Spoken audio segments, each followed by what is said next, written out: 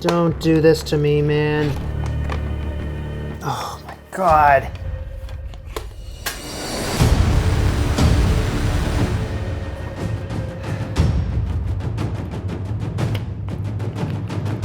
I'm just not gonna give up without a fight. Now this is my kitchen and this is your kitchen for today. And I'm gonna dive headfirst into a topic that I don't know a whole lot about. Surprise, surprise, to the bookshelf. To me, this one right here. The Big Book of Amazing Cakes. Fun fact here, because I was wondering why it's called the Great British Baking Show on the cover of this book, because I always thought it was the Great British Bake Off. But I guess Pillsbury owns the trademarks to the words Bake Off in the United States, so they had to change the name of the show here. But everywhere else it's Bake Off. I don't know. And I haven't really watched it before. It's gonna make this whole challenge that much more challenging, because you've seen me with cakes, right? And there's a lot of heartbreak there, but also I just can't help myself. There's a lot of interesting looking cakes in this book here. Chocolate drip cake, chocolate piñata cake, heaven and hell cake. It's like pancakes stacked up on top of each other kind of cake. I'm gonna be a little more of a simpleton today. I'm gonna take the easy route. And I've chosen this one. This beautiful looking cake here. It's called a Fraisier cake. It looks like Fraisier, but it's actually named after the French word for strawberry, because all the strawberries. Fraise. I'm gonna get one last good look in, and then I'm just gonna make it, because why the hell not? If it all goes well today, then maybe I'll consider making the pancake stack cake in the future. Let's get to work. Well, first I'm gonna thank this episode's sponsor, Babbel, one of the top language learning apps in the world. Now, I've been learning to speak French on and off since I was a kid. They teach French in public school in Canada. I was definitely not paying attention, and then I moved to Belgium 6 years ago, into a French-speaking country, into a French-speaking neighborhood. I had to take French classes. And I learned enough to get me through my time there, but as soon as I moved away, I stopped speaking it altogether and all my progress went out the window. Or should I say fenêtre. My life goal is to speak this darn language.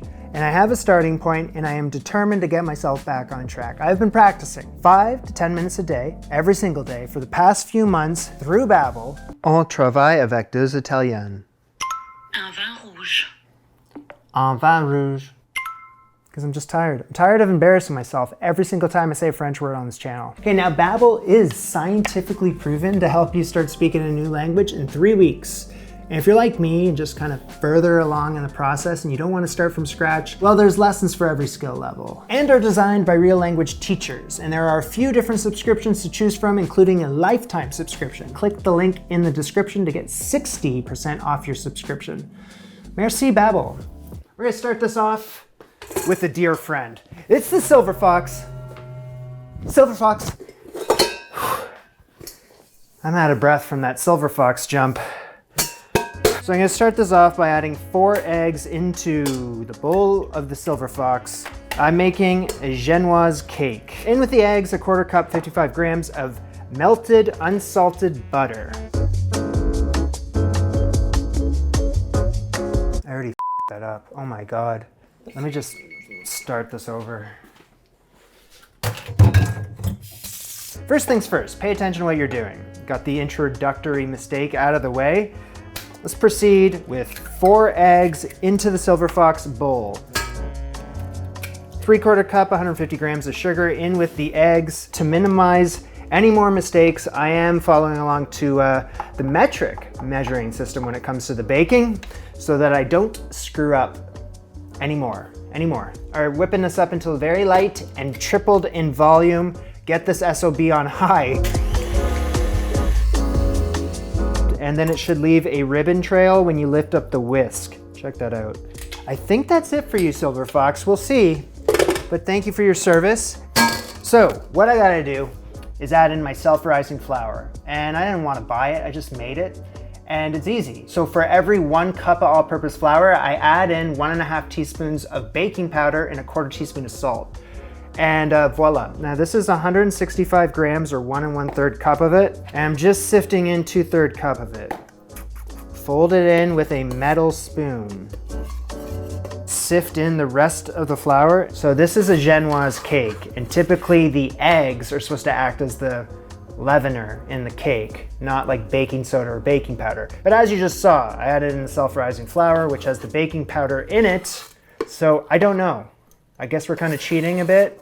Once I have gently folded in the flour, yet tried to keep as much air in there as possible, pour in 55 grams, quarter cup worth of the melted butter, and gently fold that in. Okay, now where's that springform pan? Thank you. And it's greased up and parchment paper, perfect. 9 inches, right? Yeah. Cake batter into the pan. All right, in it goes. So once it's all scraped in, 400-degree oven for 20-25 minutes.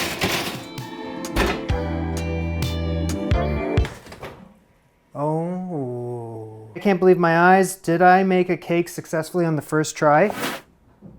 I already that up. Oh my God. Checks all the boxes, pale golden yellow on the top, and it's shrinking away from the sides of the pan. I gotta let this cool in the pan like this for 5 minutes. Whoa. And then flip it over onto my cooling rack.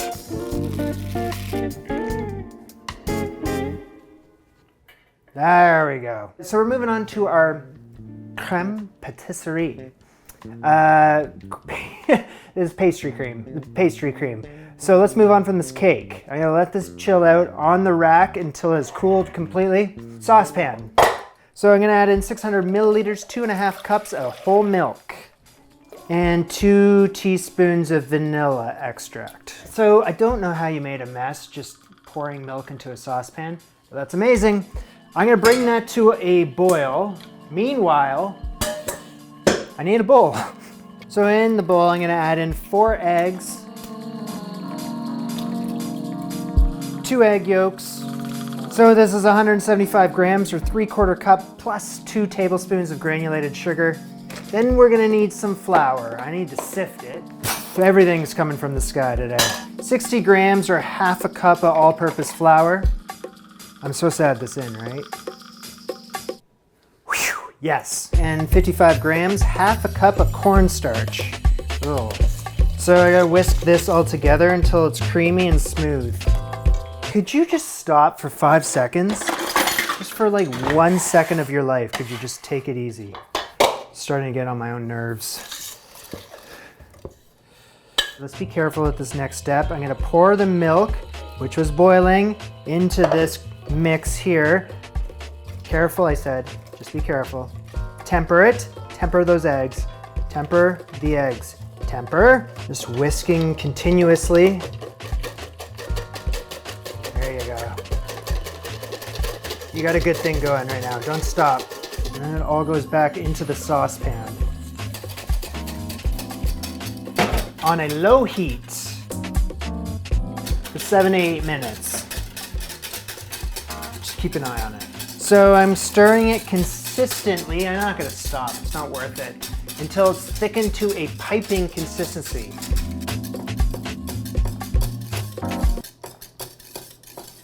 Let me get this straight.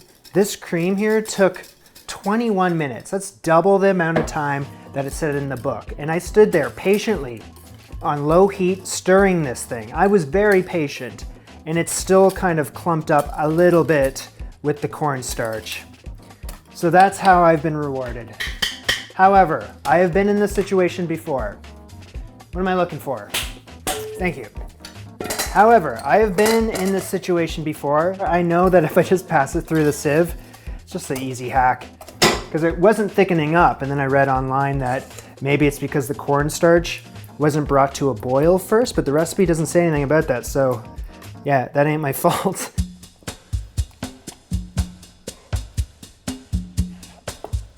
Yeah, no more clumps. That problem always is solved with a shoot. Problem has been solved, but nothing is ever not solved when you're using a sieve. 159 grams or 2/3 cup of unsalted diced butter. And I have it in this mix here, but I don't know if the mix is warm enough to continue to melt that butter, but it seems to be working. That's smooth. I do hope everyone is okay. So once this is cooled completely, On goes a little bit of plastic wrap, just a little, prevent a skin from forming on the surface. And I'm gonna keep this into the fridge for like an hour. Gives you time, plenty of time, to get all your other ducks in a row. Cut this cake in half horizontally, 2 even layers. And this isn't the time to tell me about the dental floss trick. I don't believe it.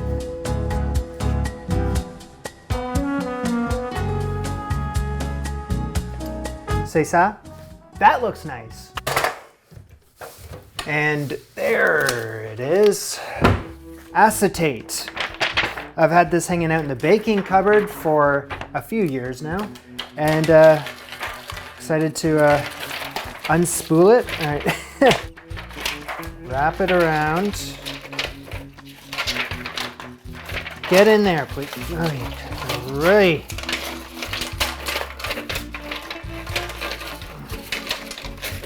That didn't have to be so difficult. So I need to place 1 layer of the cake upside down in the pan. Clean up the inside of that acetate too, so there's no cake crumbs. Strawberries, anyone? These all look great. And I need to find 10 to 12 strawberries that are relatively the same size in terms of height and girth. So I've hauled it so that it's completely flat on the top. Cut it in half lengthwise. Oh, that's it. That's all I gotta do. Okay. I thought there was more to it. You need it to be able to hang out upright, like so. Yeah. Okay, I think this should be enough. And I'm gonna bring the cake with the acetate over here. Cake with the acetate over here. So around the edges of this cake here, I'm gonna arrange the strawberries cut side facing outward. Beautiful. Love it. Truly. Get the pastry cream.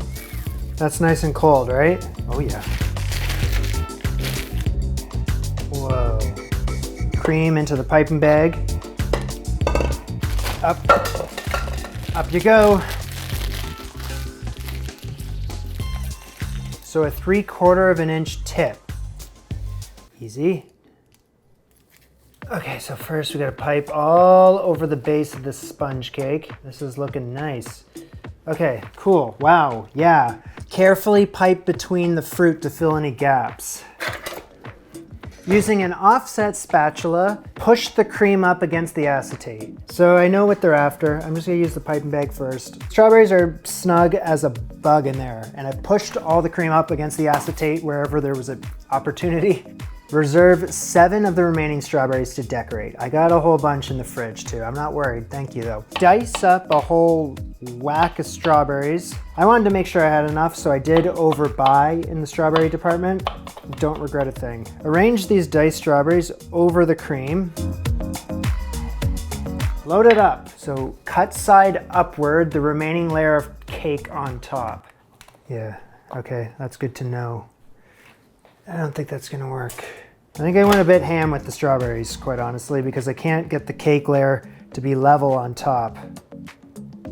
Oh, pipe the remaining cream on top of the berries, got it. Cut side facing upward, place it on top.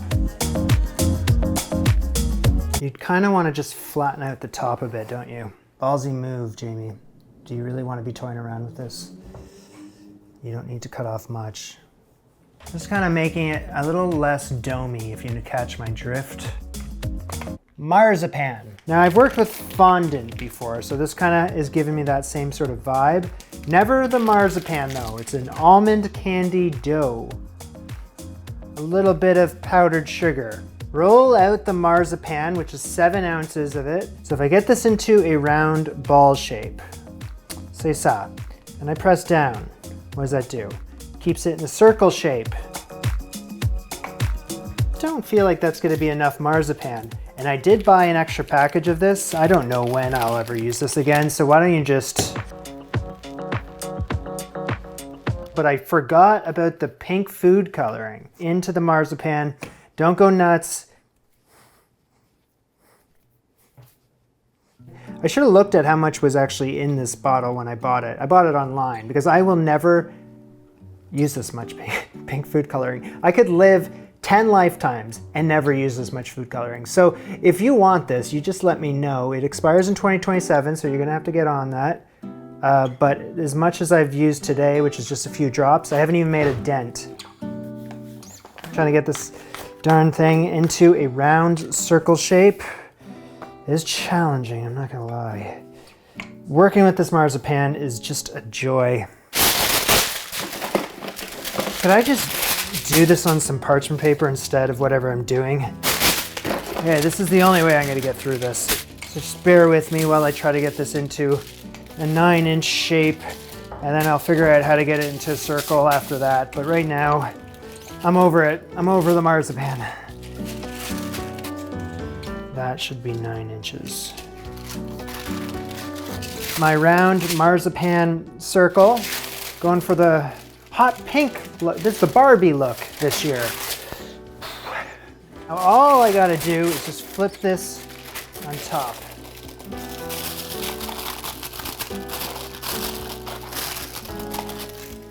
Okay, that is a perfect fit. This goes in the fridge for like 30 to 45 minutes.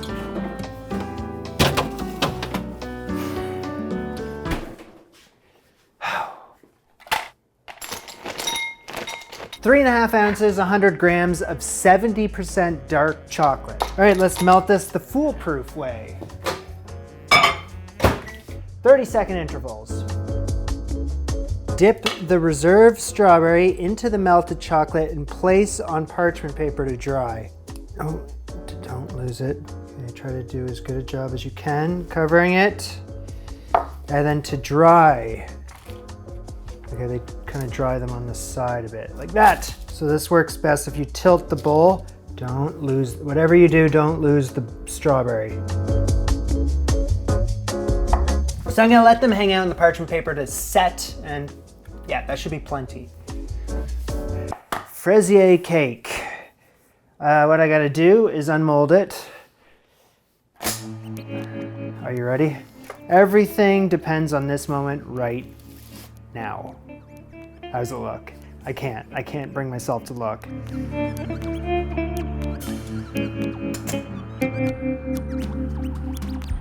Yes. Yes!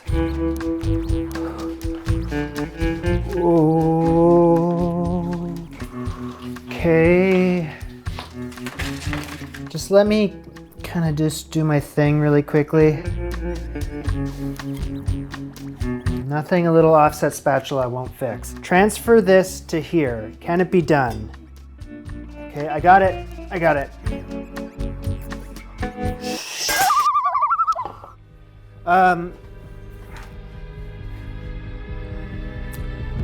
Don't do this to me. No, no, no, no, no, no, no, no.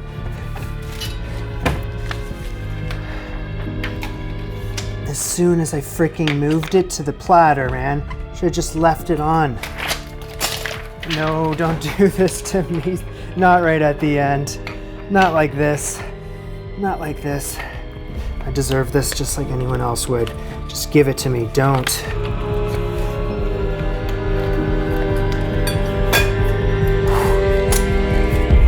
It's like it never happened. Cookbook says 35 to 45 minutes in the fridge to set. I had this in there for like 2.5 hours and it still did that. Anyone? We're gonna get the strawberries on. What I'm gonna do is remove the brace, I'm gonna remove the acetate, and we're gonna see if the levees break, so to speak. Does the cake hold tight or does it splatterfest? I hope the former. I just don't know how much time I have. Do I have seconds, minutes, an hour?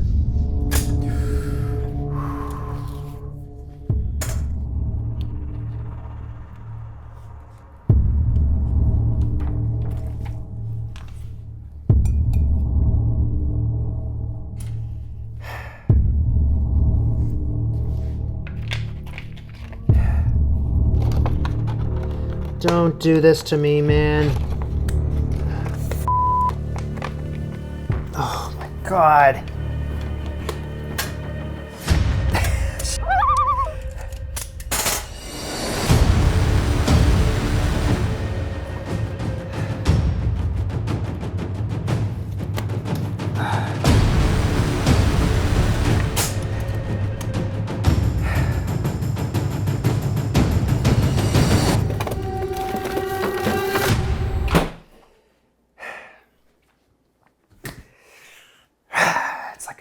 freaking shooting star. Get a good look while you can, or it's gone forever.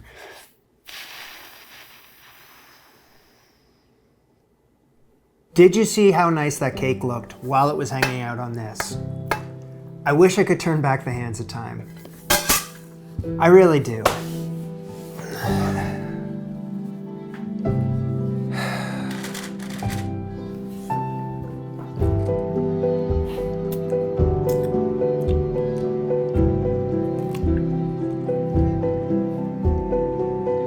I don't know what to do.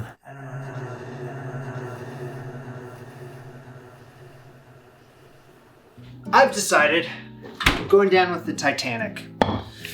Whatever happens, happens. Let sleeping dogs lie, but I'm unmolding this thing, and the rest is history. However it looks is however it looks. I'm okay with it, and you gotta be too. All right, well that's it. That's how it looks. Order up.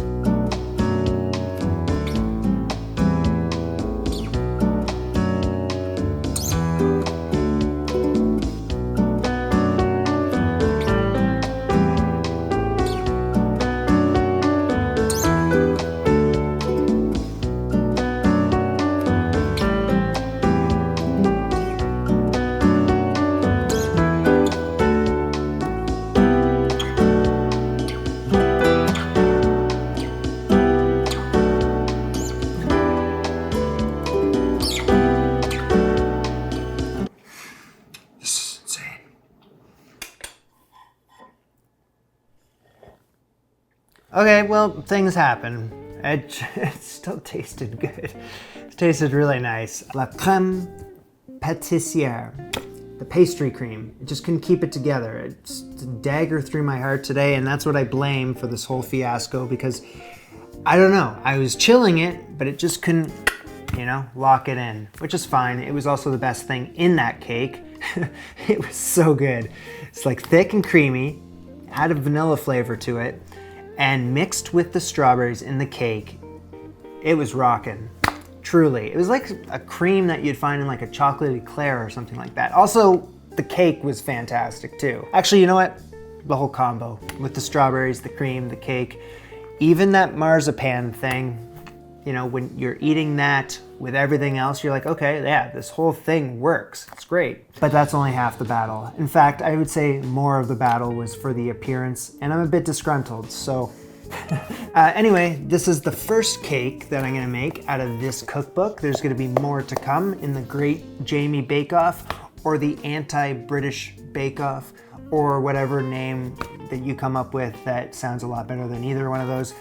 I don't know, it's still just a working title. Well, as they say, get them next time. I'll see you later. Bye-bye. I'm just not gonna give up without a fight.